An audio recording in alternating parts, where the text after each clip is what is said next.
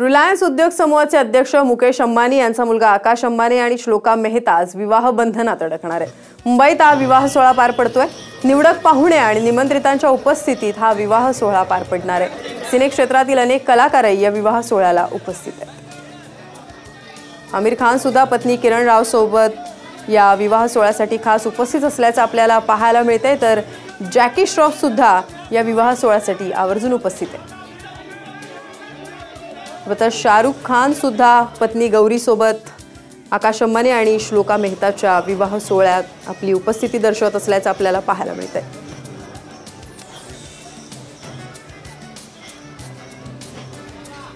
सचिन तेंडुलकर सुद्धा पत्नी अंजली सोबत या लग्न समारंभासाठी आवर्जून उपस्थित आहे।